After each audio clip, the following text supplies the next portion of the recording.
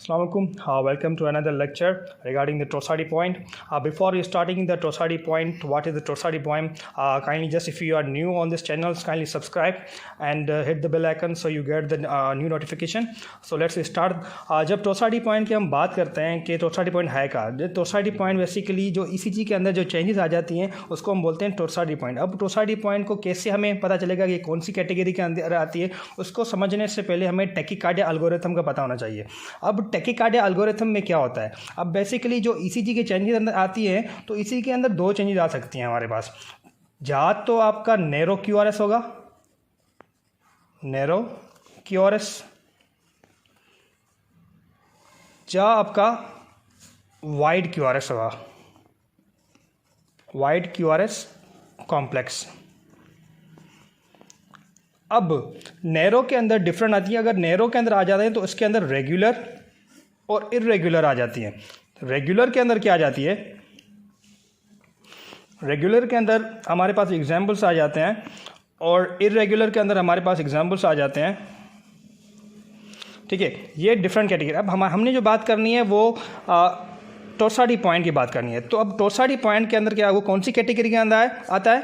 एक तो नैरो, एक तो वाइड. मींस अगर एसीजी के चेंजेस अगर आएगी तो नैरो और वाइड के अंदर आएगी.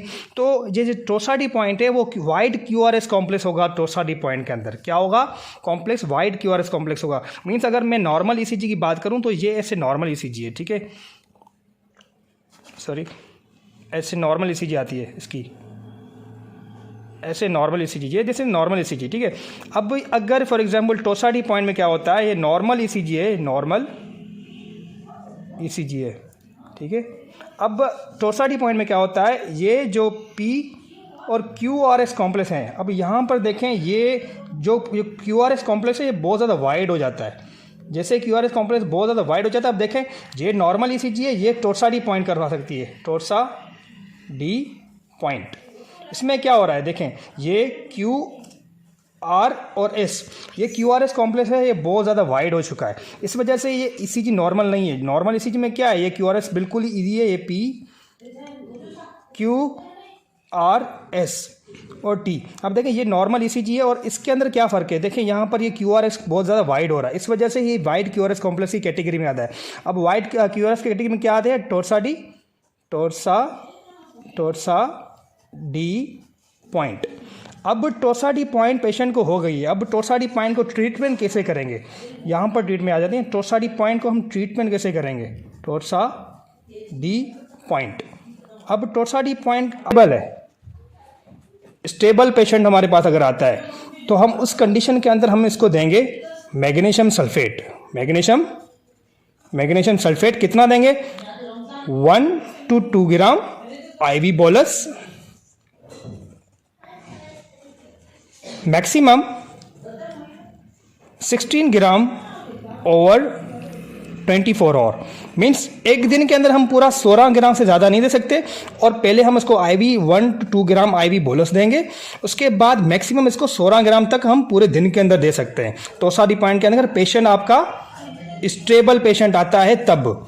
अगर फॉर एग्जाम्पल पेशेंट टोर्साडी पॉइंट का आता है बट वो अनस्टेबल कंडीशन के अंदर आ रहा है, अनस्टेबल. अब इस कंडीशन के अंदर हम क्या करेंगे? इस कंडीशन के अंदर हम क्या करेंगे, इस पेशेंट को डायरेक्ट डिफिब्रिलेटर हमारे पास जो होता है, मशीन होती है एक, उसको हम डायरेक्ट लगाएंगे इस पेशेंट पे और उसके थ्रू हम ट्रीट करेंगे. बट एक कंडीशन और भी है, हम जब ये पेशेंट को ट्रीट करते हैं तो हम कुछ चीज़ें अवॉइड भी करते हैं. कौन सी चीज़ें हम अवॉइड करते हैं?